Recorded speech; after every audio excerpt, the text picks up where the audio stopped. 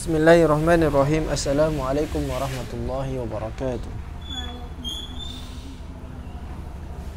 Alhamdulillah wassalatu wassalamu ala rasulillah wa ala alihi wa sahbihi wa man walah. La hawla wa la quwwata illa billah. Amma ba'du.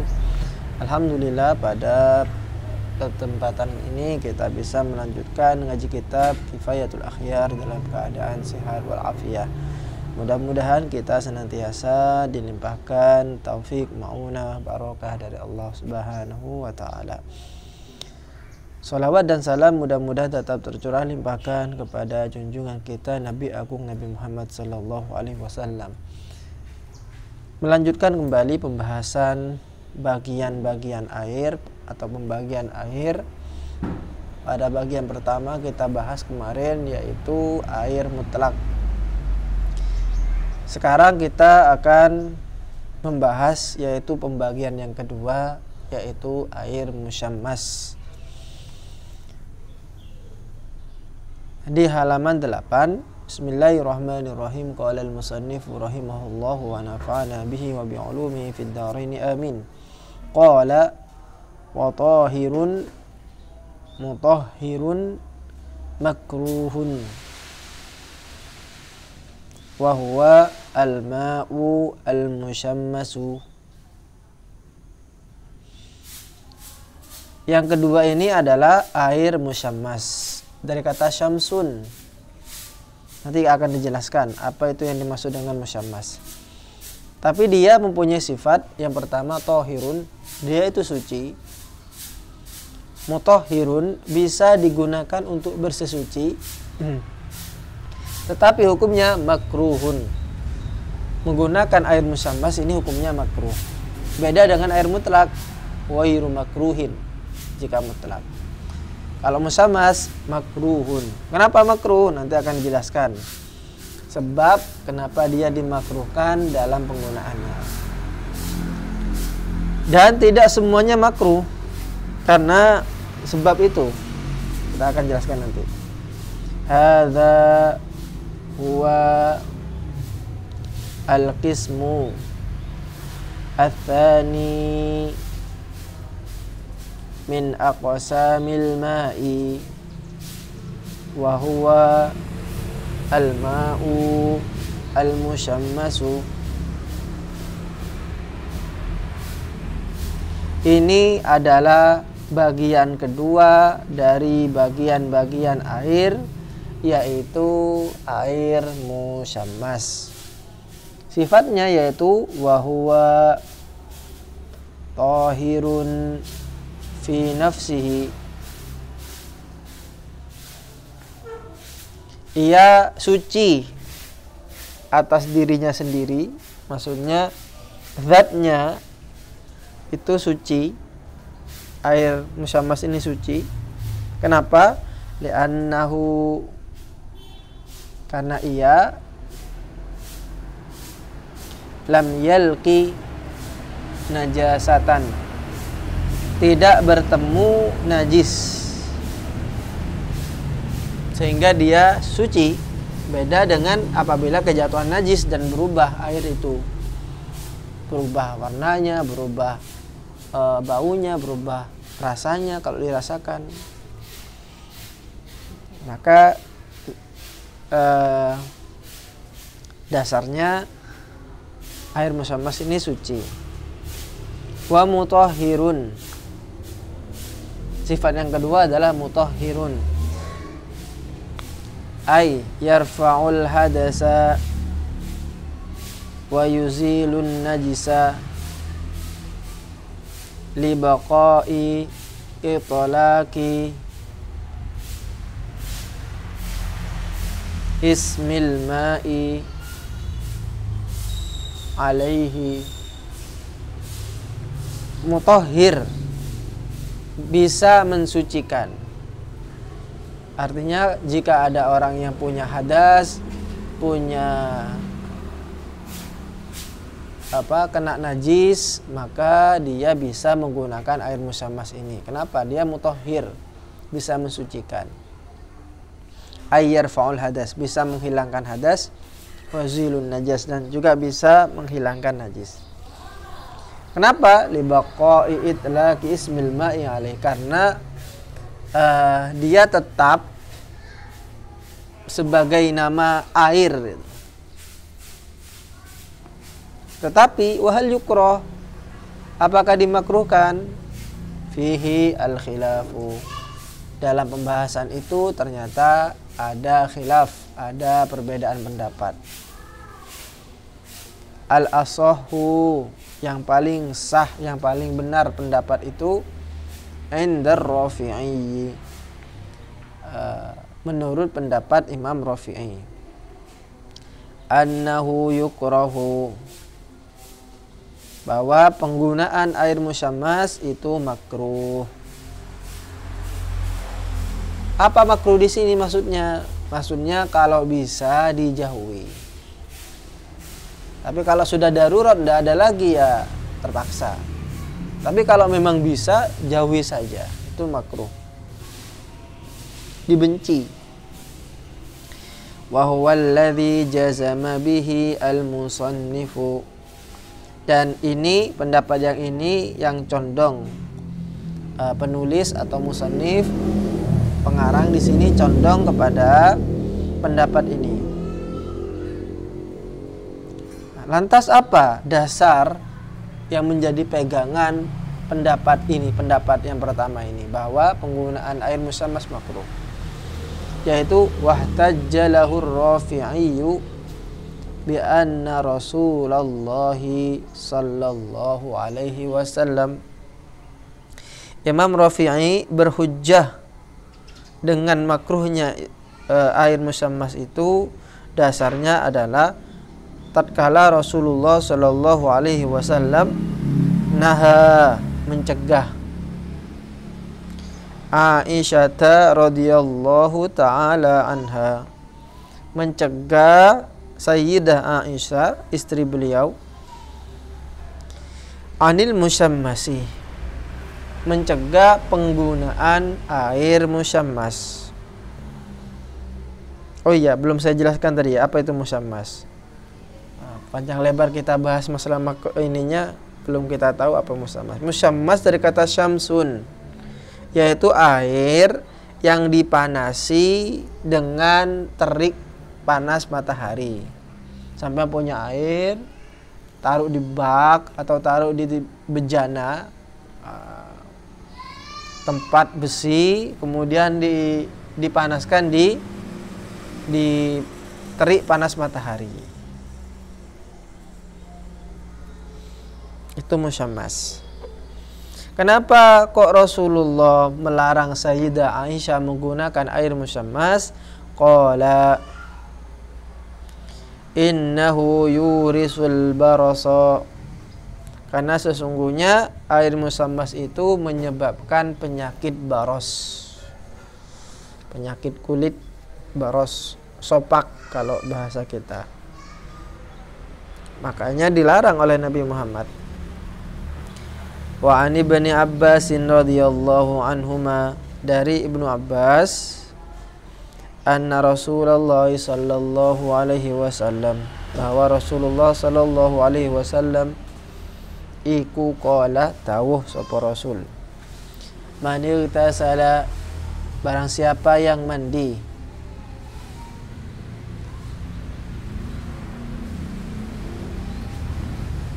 man irtasala, barang siapa yang mandi, bima'in musyammasin, dengan air musyammas, fa asabahu wathun, dan ia terkena penyakit baros, fala yalumanna, maka janganlah kamu menyalahkan, illa nafsahu, kecuali dirinya sendiri.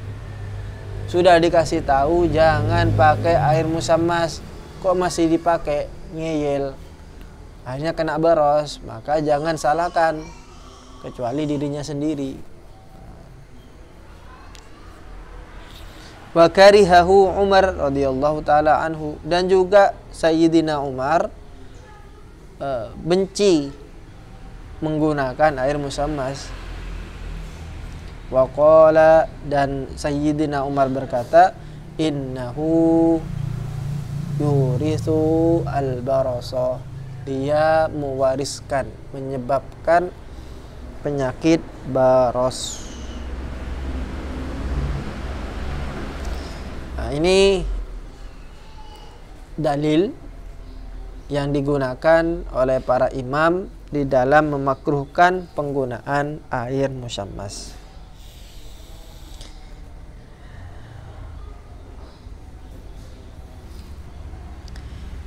Fa'ala hadza, oleh karena itu, innama yukrahul musyammasu bisyartaini. Air musyammas ini dimakruhkan karena ada dua syarat. Jadi ada syaratnya air musyammas yang dimakruhkan ini. Ahaduhuma, salah satunya, ayyakunat tashmishu fil awani al-muntabi'ati kan nuhasi wal hadidi wal rasasi. Air yang dipanaskan, diterik matahari itu fil awanil muntabi'ah, yaitu berada di wadah-wadah yang terbuat dari logam, dari besi, dari tembaga, itu yang tidak diperbolehkan. Sampian punya wajan besar atau besi besar, kemudian ditaruh air di dalamnya dan dipanaskan, diterik matahari, maka ini yang dimakruhkan. Kenapa? Li'anna syamsa, karena sesungguhnya matahari, idza atharat fiha, apabila mengenai wadah tembaga tadi yang di situ ada airnya, kharaja minha, keluar darinya, zahumatun, karat,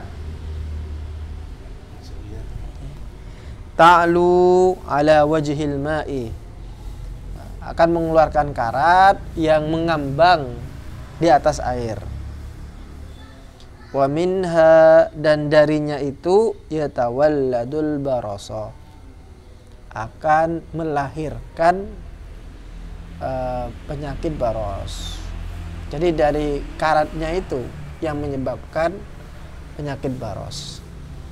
Jadi kalau wadah selain itu, selain tembaga, contoh pakai bak kan nggak pakai ini, nggak mengeluarkan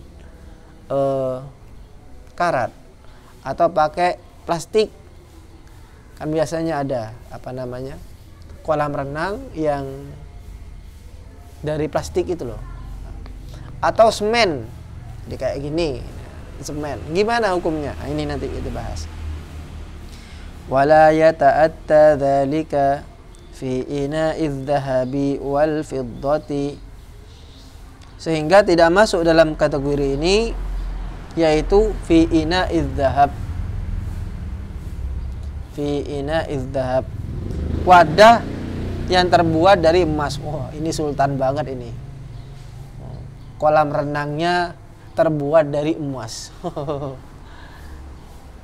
Sultan banget. Apakah ada? Ada kayak gitu. Orang kalau sudah kayanya sudah offset banget. Sudah offset banget. Bingung mau membuang hartanya seperti apa, akhirnya bikin kolam tapi terbuat dari emas. Wow. Wal fiddati, dan juga ada apa-apa kalau wadahnya itu berupa perak. Kenapa? Li safai jauharihima, karena dalamannya emas dan perak itu bersih, sofa, sehingga tidak berkarat.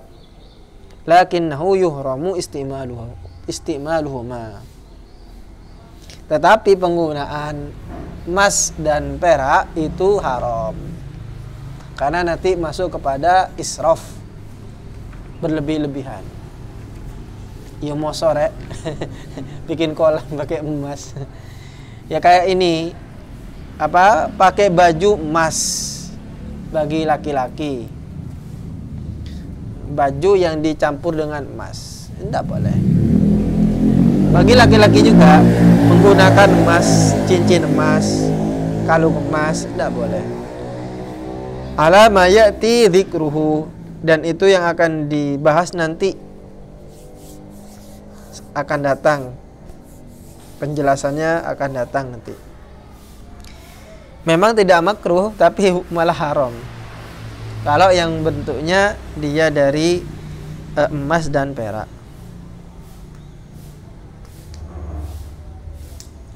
Kalau yang lainnya selain tembaga, selain emas, falau sabba, andaikan seseorang itu menaruh sabba itu menuangkan alma al-musyammasa, air yang musyammas itu,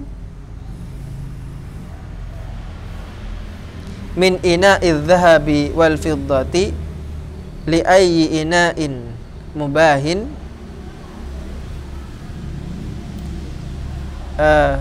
andaikan kita menuangkan air musammas yang awalnya berada di wadah emas, yang awalnya berada di wadah perak, kita tuangkan ke wadah yang boleh, yang mubah. Contoh, kita tuangkan ke gelas yang terbuat dari plastik atau yang terbuat dari kaca atau apapun itu yang boleh, maka hukumnya la yukrah, itu tidaklah makruh.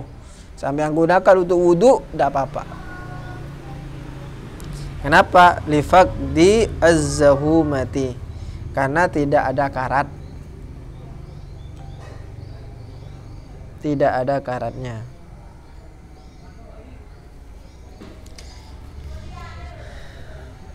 Fi awanil khuzafi wa ghairiha li faqdil illati.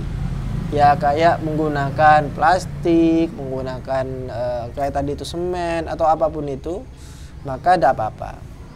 Dipanaskan dengan media itu tidak apa-apa. Ini syarat yang pertama. Nanti bagaimana dengan air yang ada di sungai kena panas matahari? Oh bukan termasuk musyammas. Kenapa? Ya karena memang tidak diwadahi dengan wadah yang kita sebutkan tadi.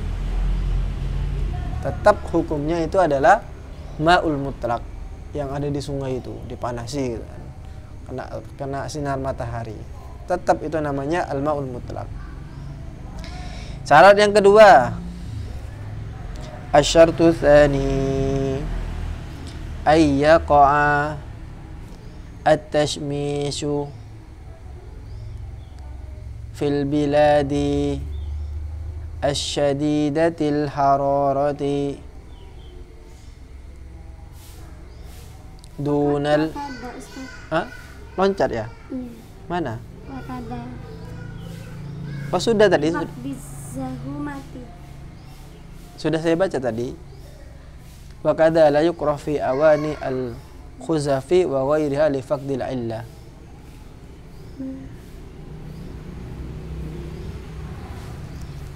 Al-khuzafi wa ghairiha li faqdil illati.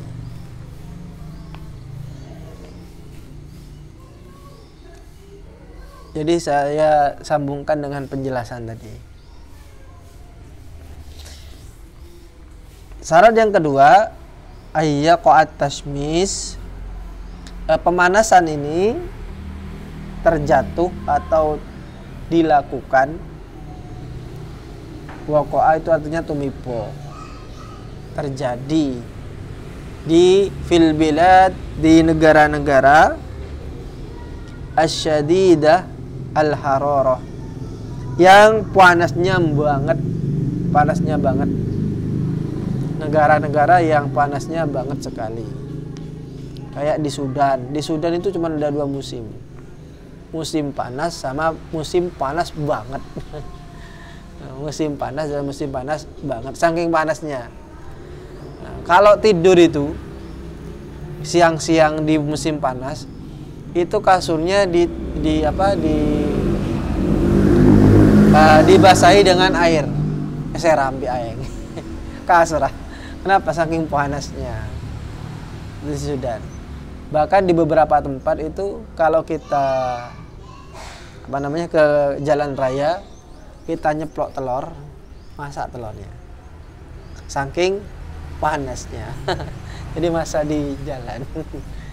Nah, yang seperti itu cepat, pemanasan air itu sangat cepat sehingga menyebabkan air yang diwadahi oleh besi tadi akan berkarat. Kalau di kita di Indonesia yang termasuk kategori mu'tadil, kita itu termasuk mu'tadil. Nah, dikatakan di sini dunal barida, bukan negara yang dingin kayak Rusia, itu negara dingin. Wal mu'tadilati, dan sedengan, yang nggak dingin nggak panas, berada di tengah-tengah.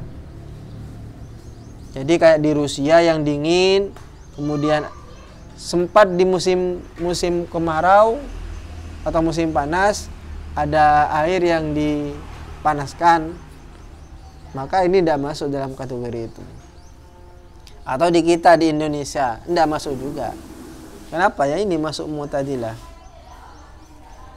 Kenapa kok dibedakan? Kalau yang terlalu panas, negara-negara terlalu panas itu musammas. Kalau di ini enggak. Kenapa? Ini alasannya. Fa inna ta'thira syamsi, karena pengaruh matahari fihima, di dalam negara al-baridah wal mu'tadilah. Hima ini rujuk kepada baridah dan mu'tadilah. Di negara yang dingin dan di negara yang sedengan, iku dhaifun, sangatlah lemah. Pengaruh matahari untuk merubah air yang dijemur itu sangatlah lemah di negara-negara yang kita sebutkan tadi. Wala farqa, dan tidak ada perbedaan baina ayyaqsidat tashmisa aula, antara ia menyengaja untuk menjemurnya atau tidak. Jadi tidak ada pembicaraan di sini apakah ini disengaja dijemur atau tidak. Kalau disengaja maka hukumnya makruh.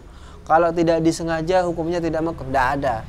Intinya sudah terpanaskan dengan panas matahari, kemudian berubah dan karat-karatnya itu muncul, maka hukumnya makruh. Gitu. Jadi jangan dibahas. Ini saya nggak sengaja, Ustadz. Saya cuma naruh di sini kok kemudian kena panas matahari. Tidak ada pembahasan. Liwujudil mahdhuri, karena adanya perkara yang dilarang.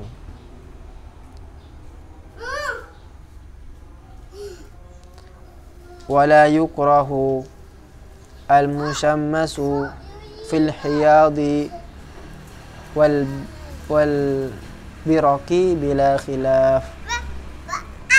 Dan hukumnya tidak makruh air musyammas yang ada di kolam renang, sampai pergi ke kolam renang yang panas tidak apa-apa. Itu hukumnya bukan hukum air musyammas itu. Apalagi danau yang sangat luas itu, bukan air musyammas. Sehingga kesimpulan dari apa yang kita bahas pada kesempatan ini adalah bahwa pembagian air yang kedua yaitu yang disebut dengan air musyammas. Hukumnya apa? Yaitu tohirun, ia suci, mutahhirun, bisa mensucikan, tapi makruhun, penggunaannya makruh. Kenapa kok makruh? Seperti yang kita sebutkan tadi, li'annahu yurisul barasa, karena bisa menyebabkan baros, penyakit baros. Yang seperti apa yang makruh itu? Ada syaratnya. Ada 2 syarat. Jika salah satu syarat ini tidak ada, maka kemakruhannya hilang. Yang pertama, harus diwadahi oleh wadah wadah besi atau baja atau apapun itu yang sifatnya bisa berkarat.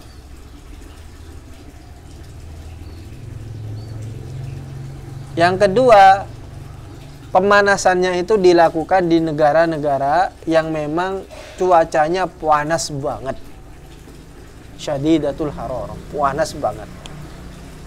Kalau kita kan panas biasa, tapi kalau ini panas banget.